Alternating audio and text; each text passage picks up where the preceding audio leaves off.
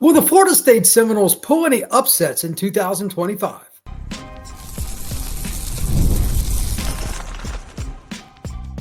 You are Locked On Seminoles, your daily podcast on the Florida State Seminoles. Part of the Locked On Podcast Network, your team every day.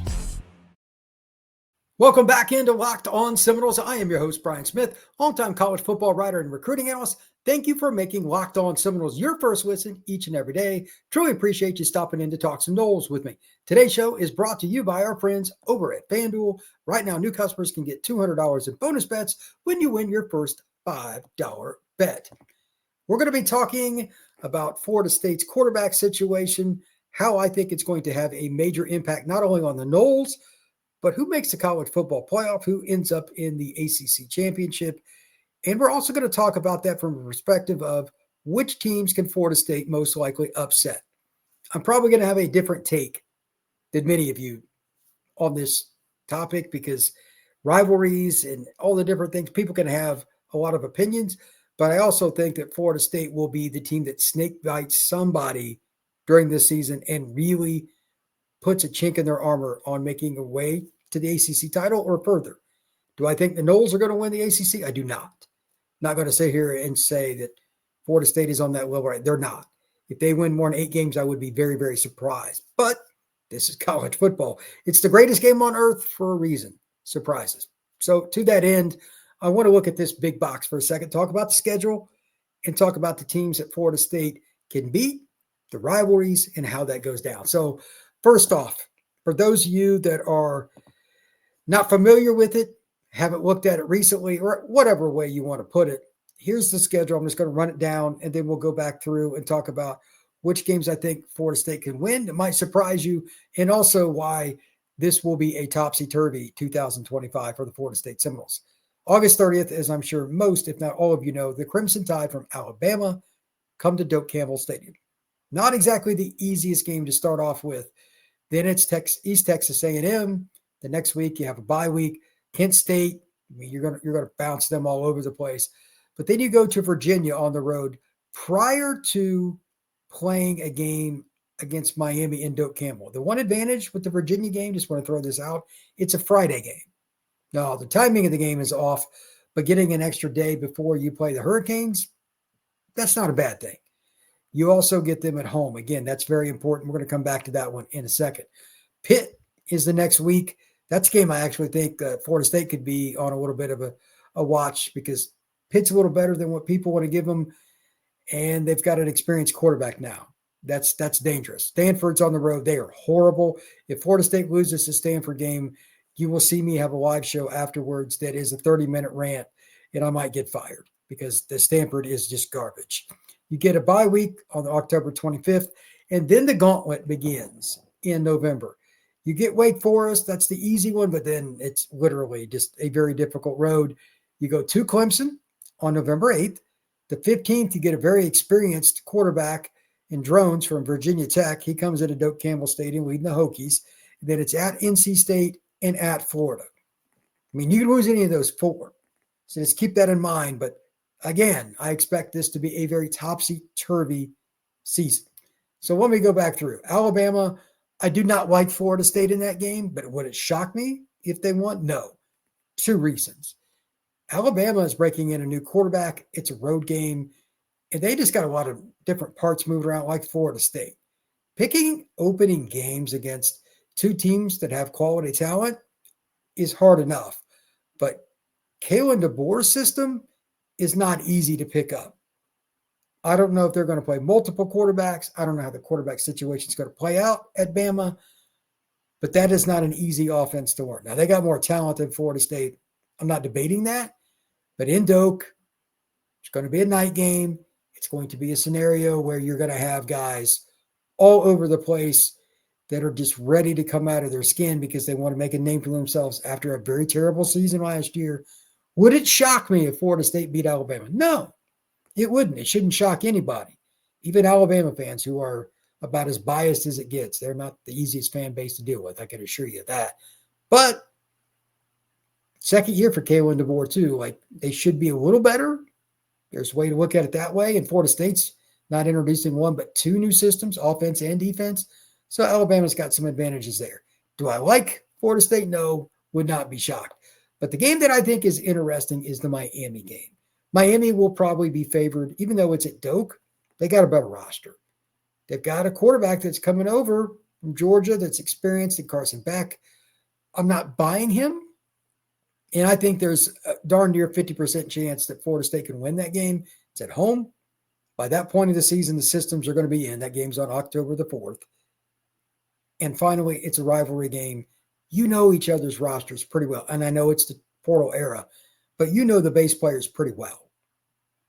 You should be able to be in the fourth quarter of that game within 7, if not 3 points, and anything can happen. I want to come back around to this in the next segment, but this is where Thomas Castellanos is so valuable. If you're in a close game, a guy that can extend plays and get hot, he's a hot and cold quarterback. I'll give you that.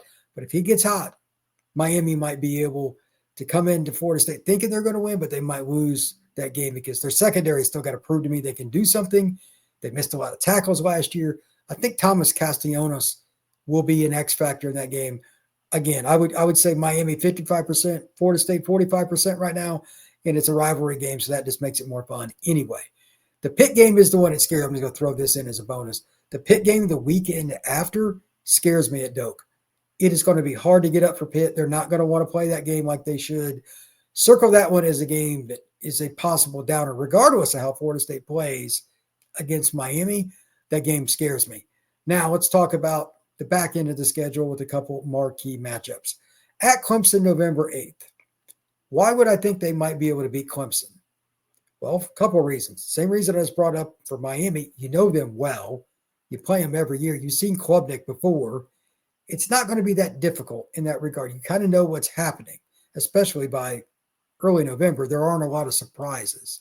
Secondarily, by this point, locked and loaded, I expect the defense, especially the run defense for Florida State, to be one of the better, not only in the ACC, but the country.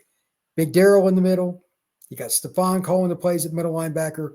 You have enough talent like Jeremiah Wilson coming in as a transfer portal guy at corner. They've got players all over the place that have experience, that are proven, and you've got an elite defensive coordinator, Tony White, and a really good defensive staff. If they can get, again, if you can get into the fourth quarter within a 7-point game, it's going to come down to Thomas Castellanos. If he can make a few plays, yeah, you can win that game. Now, I am fully aware that Clemson is really talented up front, and they've got a veteran quarterback. But I don't think they're the same team they were, say, like between 15 and 20. They're still really good, but those teams were different. They had more depth, and they had a more elite level of quarterback. You're not going to have Blondie coming out there, Deshaun Watson in their prime in college. You're not. Those guys were elite. They were first-round picks for a reason. That's different. Klubnik could end up in the first round, but he's not the physical fool that or incredible talent that you would think at so many other programs that they would want if you're going to make a national title run. Would I be shocked if Florida State surprised them? No, I would not. But it's part of the game. Florida State has to go out there and win one of these games to kind of get the program going again. You have to win one of those kind of games. And finally, now they got to play NC State on the road before. That makes this a little bit wild. I don't think NC State's a great team. Florida State should probably beat them, but it's on the road. Who knows? That may or may not play into the last game at Ben Hill Griffin Stadium in Gainesville, a.k.a. the Swamp. DJ Lagway, a roster that is better than Florida State's from top to bottom, but hasn't been well coached. Who in the world knows what Florida team you're going to get in late November? Who knows? And not that this is Florida's fault, but their schedule again this year, ridiculous. They're going to be beat up no matter what. They could be 9-2 going into that game, or they could be 5-6. Either way, I wouldn't be surprised. Florida, I wouldn't touch with a 10-foot pole on prediction for their win-loss record this year because their schedule is crazy and Billy Napier teams are up and down like a yo-yo. That's just been proven through his first couple seasons in Gainesville. But they got Lagway, and he is a really talented player, and somebody that I think you could probably say is going to be a good leader. They got a lot of speed at receiver, got a lot of talent in the secondary, but they sucked last year. They were 83rd, if I remember correctly, in passing defense, and they got all these 4 and 5 star players. So, again, this game's probably going to come down to Thomas Castellanos fourth quarter if the Noles have a chance to win that game. Would it surprise me? Again, no, it would not. I would think this game maybe slightly less than Miami because I trust DJ Lagway far more than I trust Carson Beck after that terrible injury he had. I'm worried about his mental state. Like, that was a really bad arm injury. And I hope he recovers. Nothing against him, but that's really hard to recover from. So we'll talk about that more in a minute. But let's talk about Thomas Castellanos and overall in the ACC and why Florida State might just exceed my expectations in regards to where they're going to end up this year in the ACC. That is next year on Locked On Seminoles. The NBA playoffs are almost here, and FanDuel is giving new customers an incredible way to get in on the action. Right now, when you join FanDuel and place your first $5 bet, you'll get $250 in bonus bets if your bet wins. FanDuel makes betting very easy, whether you're picking your favorite team or diving into player props. For instance, if you want to bet on steals, 3-point shots made, rebounds, assists, or anything else, FanDuel has you covered. And if you miss tip-off, you can still live bet on the game. Don't miss out. Head over to FanDuel.com and claim your $250 in bonus bets today.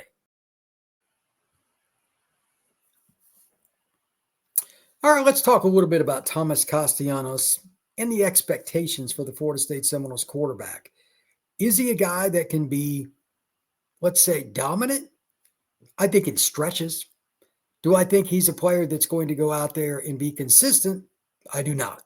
He's got to show me more consistent accuracy to do that, and that's bottom line with any quarterback.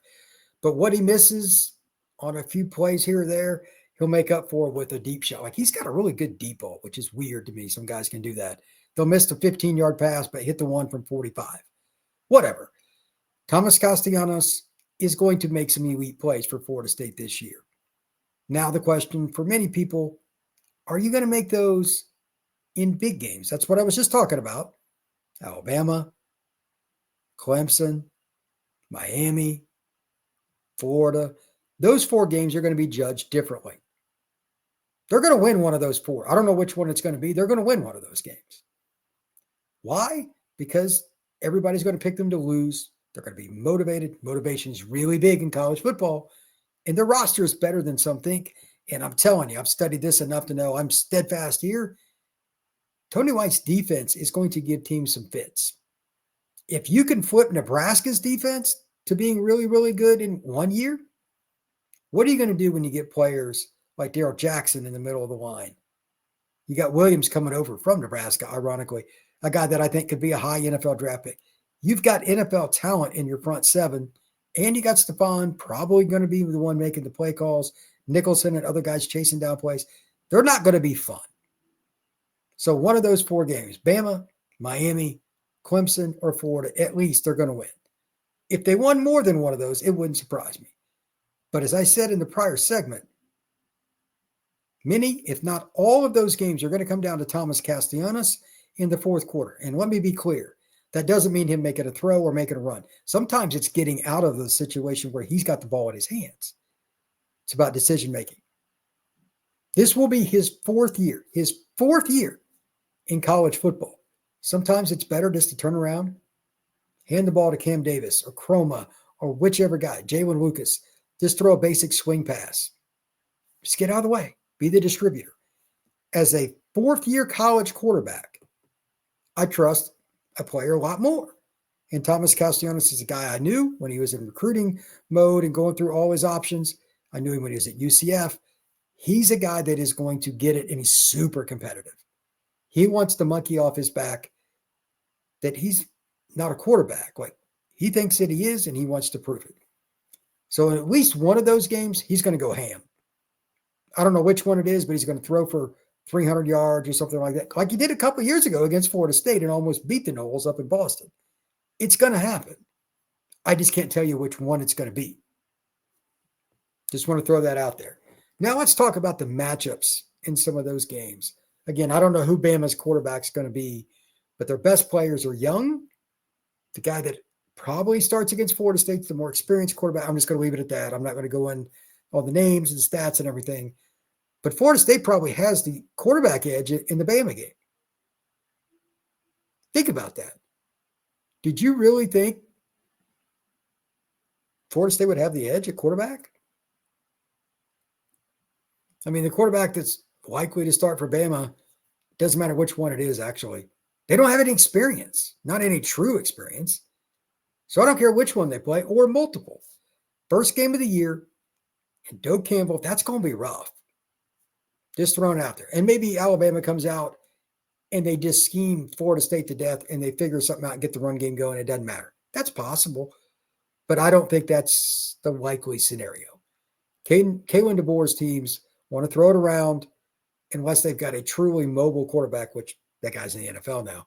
So who's it going to be for Alabama to come out and be that distributor, be that consistent guy? Or is it going to be more than one? I don't know. But Alabama is not a quarterback strong team until otherwise proven. Florida State will have the edge there. Miami. Now, I already said I hope the kid's going to be all right mentally, but coming off injuries like that, after the first few times you get hit, let's see where Carson Beck is when they play Notre Dame first game. They got Florida game 3 or 4. I forget which one it is. After that point, let's see if he's really into this. Getting hit again is probably not going to be much fun. He came off a really horrific arm injury. That is going to cost him at some point this year. Maybe it's the game against Florida State. That's a hard thing to understand. But like a lot of the ACC quarterbacks, you're going to get beat up. Carson Beck happened to do it in the SEC before he came to the ACC, but it's the same principle.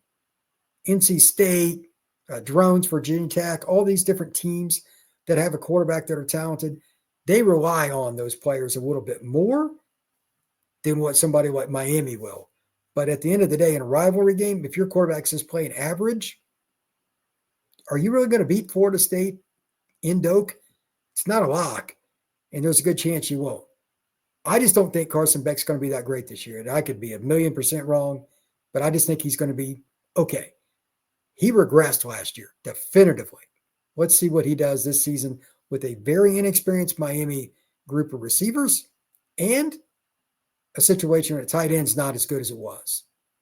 They don't have Cam McCormick as a blocker. They don't have Arroyo, etc.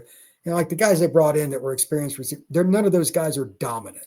Some talented guys, but none of them are dominant.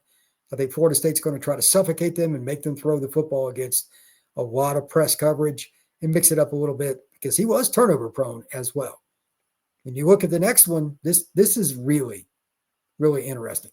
Klubnik finally got the monkey off his back last year being the guy that wasn't clutch. He really improved. Now, that was after the Georgia game when he played terrible. But after the Georgia game early in the year, Clemson was pretty good. But do they have the ability to say that their quarterback is way better? Like Castellanos, I think, is just as likely to have a great game against Miami as Carson Beck is against Florida State. And I might lean more Castellanos, to be honest. But Klubnik is the one Florida State's going to need a defensive play or something like that to be special to win that game because it's in Death Valley. Out of the 4, I think that's honestly the most difficult game. Finally, Florida. I've said it before. I'll say it again. I really like DJ Lagway. Seems like a great kid for the little bit that I've been around him, and he seems to process differently. But that doesn't mean that he can't be outdueled by Thomas Castellanos. This is part of the process. If you're going to be a dominant team, truly a dominant team, at some point, even though it was 2-10 last year, you have to come out and show that you can win road games against quality competition. And it's a roster you know well. It's your arch rival, blah, blah, blah. Florida State needs to win one of these games. If it ends up being Florida, especially, again, because Billy Napier is the head coach, would it really shock you? I wouldn't be surprised by any score in this game. If Florida won by 2 touchdowns or if Florida State won by 2 touchdowns, it would not surprise me. Rivalry games are that way. You got 2 quarterbacks that have mobility, that have been beat up some in their careers so far. Let's see what happens. I think DJ has way more upside as an NFL player at quarterback, but he's only a sophomore. He played a lot as a freshman, but he's only a sophomore. Again, Castellanos, 4th-year college player. In the fourth quarter, do not be surprised if Thomas Castellanos is in the game and Florida State is driving to either A, take the lead, or B, they're at least going to kick the extra point and tie if they score a touchdown. Experience at quarterback matters, and Castellanos fits Florida State's offensive scheme to a T. Gus Malzahn knows what he wants, and that's a guy that will probably have some games this year going to make you a little frustrated. But if he went off against Florida, it wouldn't surprise me in the least.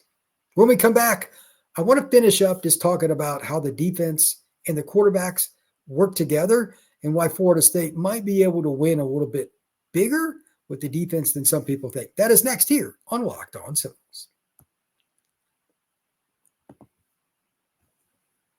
Scaling your business requires the right expertise at the right time. With Upwork, you can find specialized freelancers in marketing, development, design, and more, experts ready to help you take your business to the next level.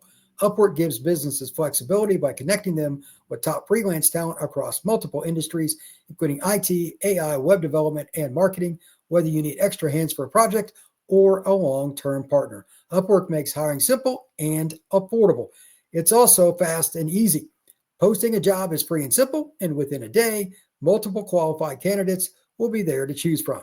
Visit Upwork.com right now and post your job for free. That's Upwork.com, Upwork.com, to connect with top talent and grow your business today.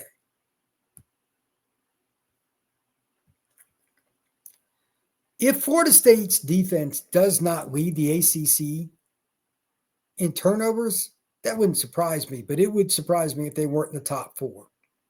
Tony White's defense is legit. They're going to cause problems for teams running the football. Again, Big Darrell being in the middle matters a lot.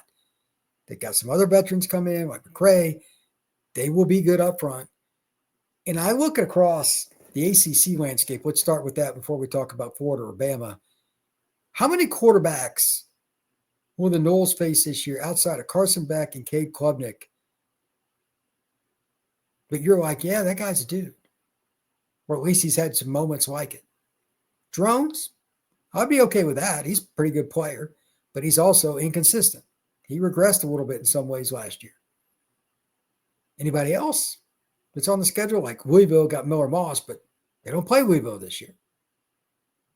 They don't even play Notre Dame this year. Florida State's schedule, as it relates to quarterbacks, really isn't that tough. And that's where the turnovers come into play. Tony White's defense is going to stuff the run. They're going to cause some turnovers. And if there's one thing that Gus Malzahn is really good at, it's taking the flipped field, like to get the ball around midfield, and finding a reverse, a double pass, a play action shot. They score quickly quite often. Thomas Castellanos can make that happen, and he's electric even on a drop back on the first play, making a guy miss and decide to take off. He might score from 50. I think the defense this year will be very key for Florida State. And one thing, just getting to a bowl, but secondarily, again, if you're going to upset anybody, what I'm projecting is absolutely unequivocally paramount. Florida State's depth on defense is a little better than I thought it would be at this point. They did better in the portal than I thought they would. Hey, hats off. But that doesn't mean it's perfect. They still have to have a little bit of luck with injuries, this, that, and the other. And of course, when a play presents itself, this is my pet peeve. I always talk about this during the season. If the ball comes to you, catch it, especially the interceptions. I hate dropped interceptions. Major pet peeve. Florida State's got two, not one, but two excellent DB coaches. They got a defensive coordinator that understands how to shut down the run. They're going to have a lot of second and longs, third and longs against predominantly solid quarterbacks. Now, Pitt's quarterback's one that could take another step forward. But overall, it's just not a great group of QBs. Florida State should be one of the leaders, ironically, after last year's debacle with turnovers in the ACC in turnover margin. You got a veteran quarterback on your side, and you have a defense that's got a lot of players that have played a lot of football, especially up front. That combination should work well for the Florida State Seminoles. We'll see if I'm right, but I think the defense is going to be key if they're going to pull some of those upsets and just overall be a better team this year. I think the defense will take more steps forward than any other unit, and it will probably be the most fun to watch. Just my opinion. Thank you once again for making a Locked On Seminoles your first listen each and every day. Truly appreciate you stopping in to talk Noles with me. Please hit that like button, that notification bell, and subscribe to this podcast. And if you would, make sure you share it with some friends. I'd love to get in front of more Florida State fans. We will see you again tomorrow.